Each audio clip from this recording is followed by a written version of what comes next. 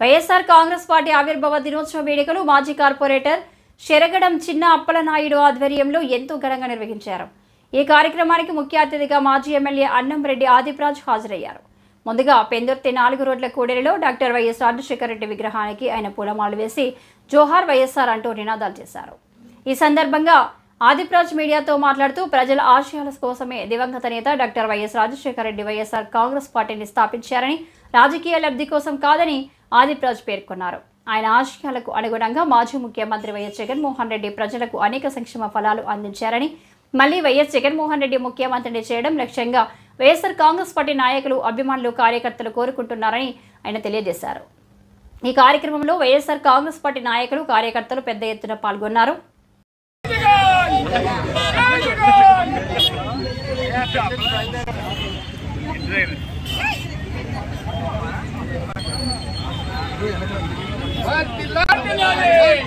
YSR Congress party Jaganmohan Reddy గారి నాయకత్వం, జగన్మోహన్ రెడ్డి గారి నాయకత్వం.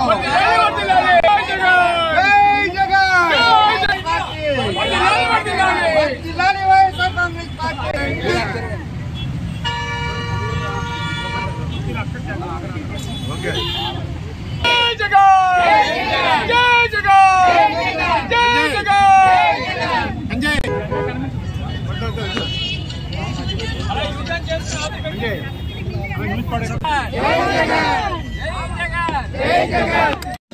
నమస్కారం.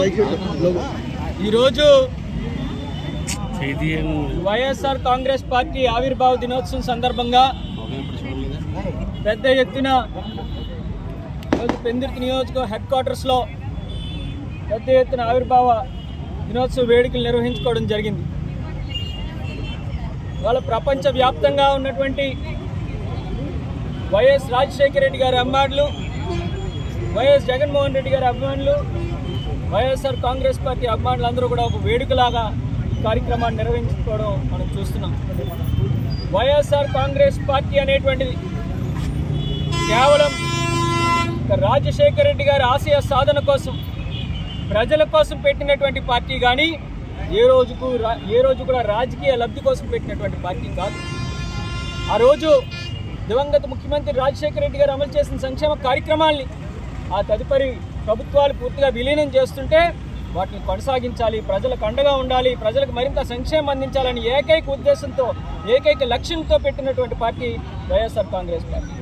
మనం ఒక్కసారి చూసుకుంటే రోజు కేవలం ఒక ఎమ్మెల్యే, ఒక ఎంపీతో మొదలైనటువంటి వైఎస్ఆర్ కాంగ్రెస్ పార్టీ 67 సీట్లతో 2014, ఆ రోజు తర్వాత మరి 2019లో 151 సీట్లతోని మరి అధికారంలోకి వచ్చిన సంగతి కూడా మనందరం కూడా గుర్తించాలి.